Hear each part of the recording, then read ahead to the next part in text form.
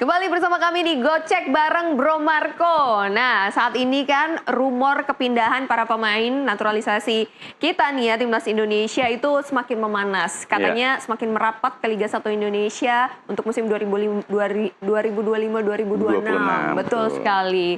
Gimana nih seorang Bro Marco menanggapi digodanya para pemain naturalisasi kita di Liga Indonesia? Digoda Liga Indonesia, yang digoda siapa, yang tergoda siapa nih. Jadi sebenarnya ini antara dua sisi sebenarnya, bisa jadi. Jadi siapa yang ditarget, siapa yang terpancing gitu ya. Kita satu persatu kita coba bahas lah. Kalau kita lihat di sini sebenarnya kan ada 6, kita kemarin sudah coba bicarakan bahwa ada 6 pemain dari diaspora kita yang memang statusnya itu sudah nggak punya klub.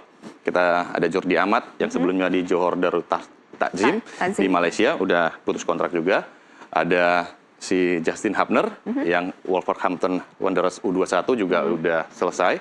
Lalu ada Tom Haye, the Professor juga di Almere City juga sudah menyelesaikan kontraknya dan tidak memperpanjangnya lagi. Lalu ada si Babyface, ada Rafael Struijk. Brisbane Roar juga melepas Rafael Struijk. Lalu ada siapa Nathan Choaon dari Swansea City U23 juga sudah resmi berpisah. Dan yang terakhir tentu saja ada Shane Patinama yang kemarin juga dilepas oleh Eupen dari Liga Belgia.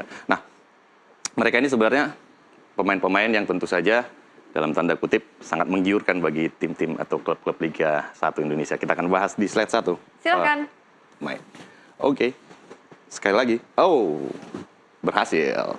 Nah, jadi kalau tadi saya katakan bahwa sebenarnya siapa yang digoda, siapa yang menggoda. Nah, kita coba berbicara kalau kita lihat dari sisi pemain lah ya, dari sisi pemain bahwa pemain-pemain yang berlaga di Liga Eropa maksudnya Liga Belanda, Liga Belgia, ataupun ada yang di Liga Australia. Nah, ini cukup menggiurkan bagi Liga 1 karena apa? Karena mereka statusnya adalah bebas transfer. Ya, bebas transfer. Mereka tidak perlu mengeluarkan duit untuk transfer. Mereka hanya perlu membayar kontrak dari segi finansial akan lebih hemat. Nah, kalau kita lihat juga di sini semuanya rata-rata ini adalah semuanya sudah bebas transfer semua, free transfer. Beda dengan kalau kita berbicara transfer pemain di liga-liga top Eropa, mereka ada uang transfer segala macam. Yang kedua tentu saja mereka ini statusnya adalah WNI. Jadi artinya klub-klub di Liga 1 itu tidak perlu mengurangi kuota legion asing mereka dengan mendatangkan pemain-pemain diaspora ini. Sementara mereka nanti akan punya kualitas pemain yang sebelumnya berlaga di Eropa. Jadi lebih efisien lah, maksudnya lebih efektif mereka mendatangkan ini tanpa harus mengurangi kuota legion asing. Nah, terlepas dari itu semua kita mau update tentunya kemanakah pemain-pemain ini akan bergabung nantinya, apakah memang benar akan bergabung di Liga 1 atau mereka punya klub yang lain, tapi ini masih baru sebatas rumor. Kita baru coba ceki-ceki lah, kita lihat ke berbagai media, kita kumpulkan informasi dan rumor-rumor yang paling dahsyat, yang paling hangat itu tentu saja yang pertama adalah Tom Haye. Tom Haye ke mana? Persija Jakarta.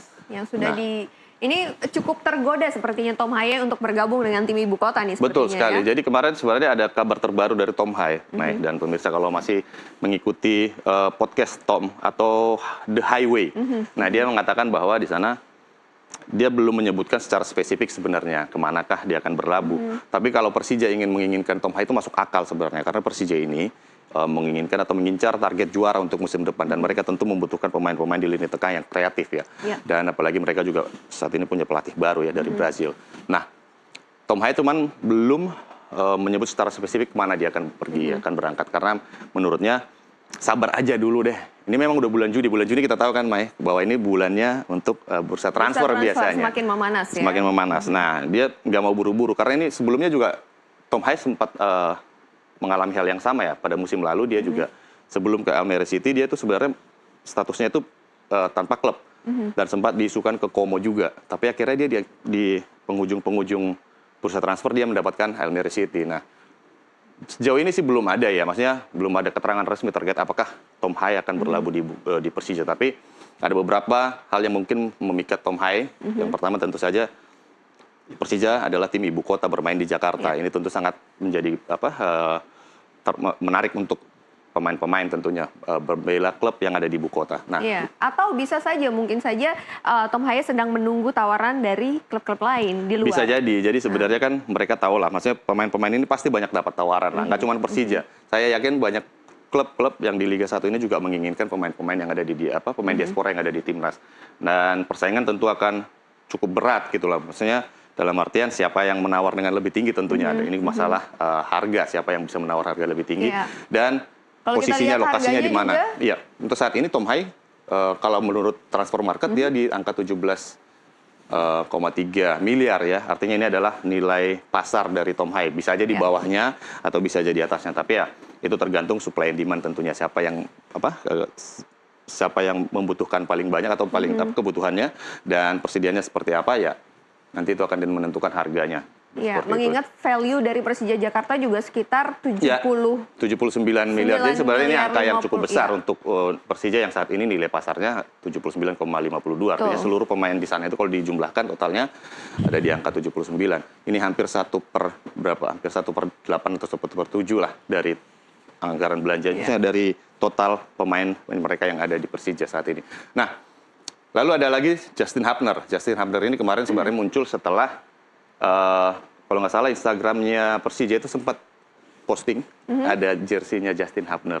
Nah, dikaitkanlah. Artinya apa tuh? Dikaitkanlah Justin apakah akan ke Persija seperti itu. Walaupun sebenarnya belum ada keterangan resmi. Tapi masuk akal juga Justin saat ini lagi di Indonesia gitu loh. Berarti cocok loginya adalah mungkin selain liburan bisa jadi juga mendekatkan diri ke klub-klub yang mungkin mengincarnya atau mungkin sudah ada pembicaraan Kalau dari segala macam. klub dari Pulau Bali sendiri sudah ada yang menawar untuk Hubner kah?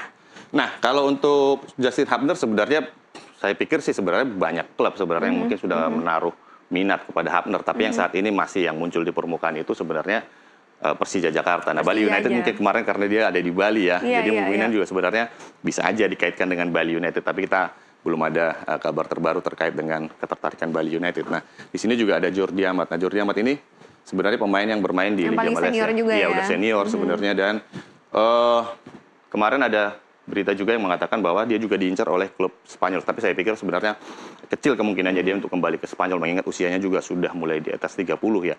Dan peluang untuk bermain di Liga Indonesia saya pikir itu akan lebih baik. masuk akal sebenarnya untuk Jordi Amat. Oke, nah di sini ada nama Nathan Choaon. Nah, Nathan Choaon ini juga boleh dikatakan masih 23 tahun ya. Ini sebenarnya cukup dilema ya buat Nathan tentunya, karena di usia yang begitu muda, dia sebenarnya masih punya peluang untuk bisa mengembangkan karirnya di liga-liga top Eropa gitu. Mesti bisa mengejar mimpi lah. Tapi yang menjadi permasalahan atau menjadi pertimbangan tentu saja bagi mereka-mereka ini adalah menit bermain, Mai. Karena mereka membutuhkan itu untuk bisa mempertahankan posisinya di timnas Indonesia. Karena Patrick Kluivert itu sangat peduli dengan menit bermain pemain-pemain yang ada di timnas gitu loh. Karena ini memang ya bukan Patrick Kluivert juga, pelatih-pelatih lain juga pasti akan melihat itu sebagai barometer mereka untuk memilih pemain yang akan tampil di timnas Indonesia. Nah, kalau Nathan Choaon kita lihat di sini ada Bayangkara di sana yang sepertinya tertarik, dan ini cukup masuk akal karena di Bayangkara ada Pak Sumarji di sana, manajer timnas yang juga menjadi COO-nya Bayangkara saat ini, namanya Bayangkara Presisi Lampung FC, karena mereka musim depan Bayangkara akan main di Liga 1. Jadi masuk akal bila mereka itu juga mengincar pemain-pemain diaspora yang sudah habis kontrak ya. Nah, Nathan Choaon kemarin sempat dirumorkan untuk bergabung ke Bayangkara, namun tanggapannya Pak Sumarji, kita sih pintu terbuka untuk pemain-pemain diaspora. Tapi sampai hari ini belum ada hitam di atas putih, masih kita tunggu terus perkembangannya apakah memang jadi merapat ke Bayangkara atau mungkin Nathan Choaon memilih klub lain. Nah, kita mungkin bisa geser ke slide kedua, Mai? Silakan. Nah, kalau di slide kedua kita lihat, di sini ada nama Rafael Struijk. Ini juga sebenarnya pemain yang masih berusia sangat muda, namun sangat sulit mendapatkan menit bermain di Brisbane Roar pada musim lalu. Dia akhirnya memutuskan, atau Brisbane akhirnya memutuskan untuk melepas Rafael Struijk. Nah, Rafael Struijk sendiri ramai dikaitkan dengan dua klub ini, Persib Bandung dan juga Bali United. Nah, Persib masuk akal karena mereka memang tahu bahwa Persib sekarang lagi cari pemain juga. Karena mereka banyak ditinggal pemain-pemain asing. Ada sekitar 8 atau 7 pemain asing yang musim lalu memperkuat Persib. Musim depan sudah tidak ada lagi di Persib. Jadi mereka sangat membutuhkan pasokan pemain-pemain bagus untuk bisa mempertahankan gelar Liga 1 mereka. Nah, Bali United juga sebenarnya. Bali United di sini menarik karena apa? Karena mereka juga baru merekrut pelatih dari Belanda. Johnny Jansen kalau nggak salah, mantan pelatih PSC Zwolle, tim dari Belanda, maksudnya pelatih dari Belanda, mereka baru merekrutnya, dan kehadiran Rafael Struijk tentu cukup masuk di skema bermain dia gitu. Jadi dia sudah cukup mengenal lah permainan dari Rafael Struijk, dan sejauh ini belum ada juga tanda tangan resmi, tapi rumornya cukup kencang Bali United mengincar Rafael Struijk. Seperti itu, Mai. Nah, yang terakhir nih. Nah, ini dia nih. Siapa? Shane Patinama. Shane Patinama. Kalau Shane Patinama kemarin sempat dirumorkan akan ke Buriram, Thailand. Tapi sampai saat ini tidak ada statement resmi, nggak ada lagi kelanjutannya. Tidak ada statement resmi, tidak ada postingan resmi dan segala macam. Dan kemungkinan memang dia tidak akan ke Buriram, dan kita tahu dengan harga yang 4,35 miliar, artinya yang paling rendah di antara 6 pemain yang tanpa klub tadi, Shane ini sebenarnya jadi buruan banyak klub di Indonesia, karena sangat mungkin untuk mendatangkan Shane gitu. Mungkin dilihat dari value-nya dia juga, akhirnya jadi banyak tim yang tertarik untuk meminang begitu untuk meminang seorang Shane Patinama. Kita lihat kalau dari value marketnya sendiri, Bali United di 76,57 miliar, kemudian ada Persib, pastinya paling tinggi ya Persib ya. Ini dia ada Bayangkara di 40. Tapi kalau kita lihat sebenarnya tiga klub ini juga sebenarnya berpotensi ya untuk mendatangkan Shane Patinama. Tapi yang terakhir kabar yang beredar baik itu di media sosial maupun di media mainstream juga menyebut bahwa Bali United yang agak terdepan nih untuk mendekatin Shane Patinama. Mungkin Marco, ini pertanyaannya adalah sekarang karena para pemain kita ini sudah diincar oleh tim-tim di Liga 1 begitu ya. Apa yang menjadi pertimbangan tim-tim Liga 1 ini untuk tertarik merekrut mereka, selain dengan pastinya untuk memperkuat kedalaman skuad masing-masing dengan pengalaman mereka yang bermain di Eropa kemudian datang ke Indonesia.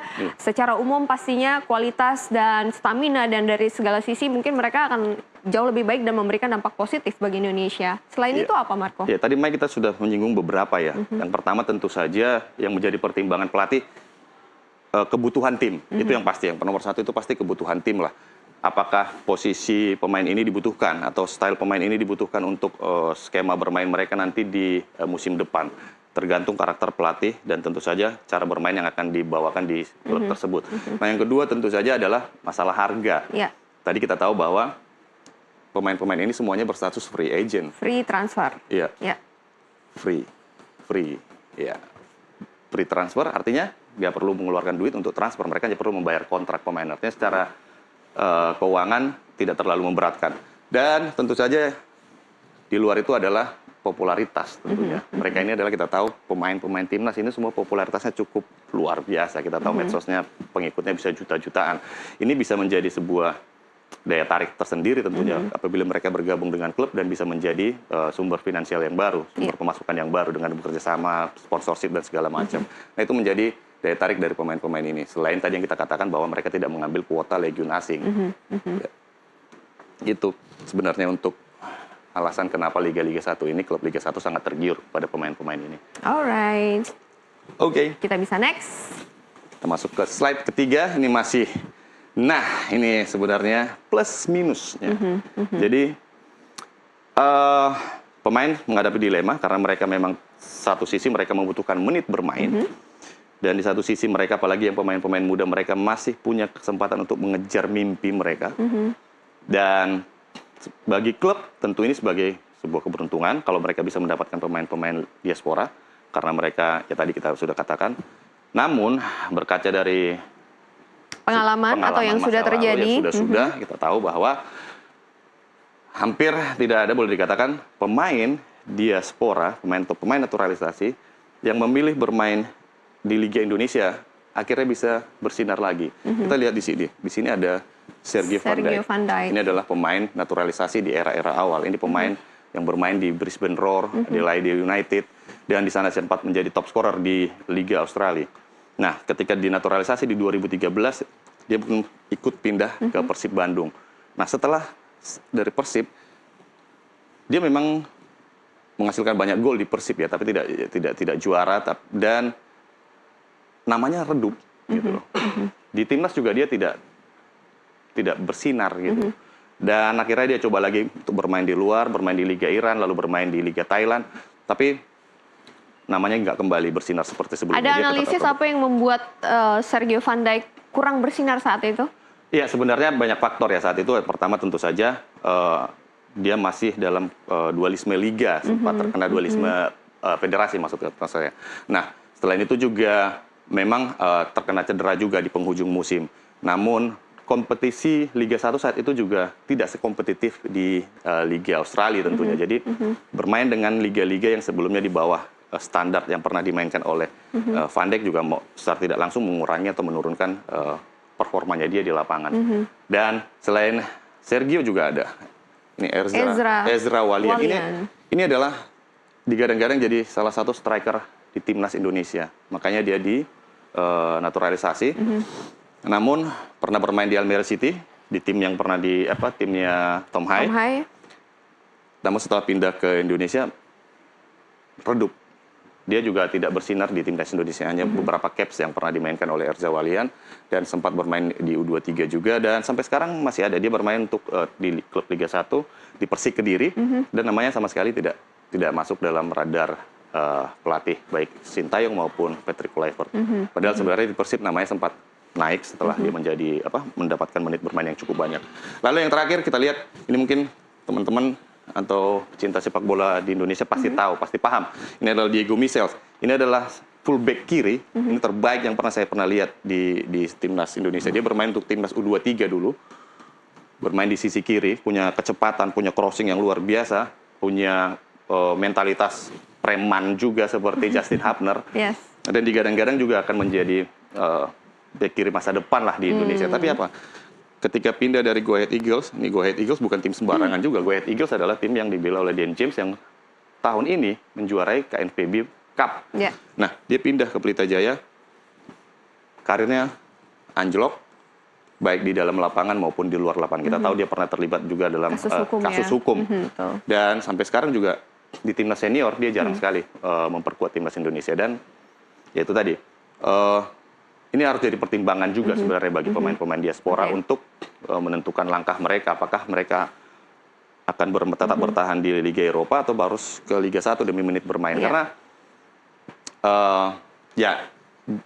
pengalaman-pengalaman masa lalu mengajarkan bahwa seperti ini gitu loh. Oke, tapi berkaca dari pengalaman masa lalu, tentunya sepak bola Indonesia juga sudah mulai berkembang sekarang. Tentunya situasi dan kondisi juga sudah berbeda. Sudah jauh berbeda. Mengingat juga usia mereka, 6 pemain naturalisasi kita itu masih tergolong masih muda lah. Mungkin terkecuali ada 2 yang memang sudah hitungannya udah di atas 30 senior lah ya. 30 tapi ada pemain-pemain lain kita tuh masih punya masa depan yang cukup besar, potensi yang sangat besar juga untuk bermain di luar.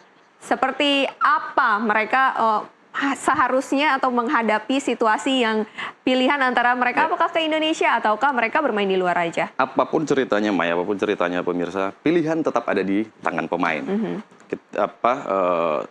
Mereka yang menentukan nasib. Kemana mereka akan melangkah? Apakah mereka akan mengejar cita-cita mereka? Apakah mereka masih pede untuk mengejar impian mereka main di Liga Top Eropa? Atau memang mereka membutuhkan menit bermain untuk sama juga untuk mengasah kemampuan mereka, tidak menjadi cadangan walaupun di Liga Eropa, tapi mereka menjadi cadangan itu juga nggak baik gitu loh. Nah, ada pilihan sebenarnya bagi pemain-pemain yang berusia muda. Mereka jangan terlalu memaksakan diri untuk, kalau mereka ingin tetap bertahan di Liga Eropa di luar gitu, mereka jangan memaksakan untuk tampil di tim-tim besar lah. Mereka boleh bermain di liga-liga tier 2, mungkin level kedua. Dan itu membuat mereka itu memiliki jam bertanding yang lebih besar. Sembari mereka nanti kan tetap terpantau oleh talent squad yang ada di Eropa. Jadi ya siapa tahu mereka masih bisa menembus liga-liga top Eropa. Tapi kalau mereka memilih untuk main di Liga 1, bersiaplah dengan segala hal, prepare for the worst dan berharap yang terbaik tentunya. Nah, jadi ya apapun bisa terjadi di lapangan. Maksudnya ketika di Liga 1, ketika mereka juga baik, juga mereka juga mungkin akan bisa pasti akan memberikan dampak yang positif juga begitu ya. Oke, anyway terima kasih Bro Marco untuk waktunya hari ini.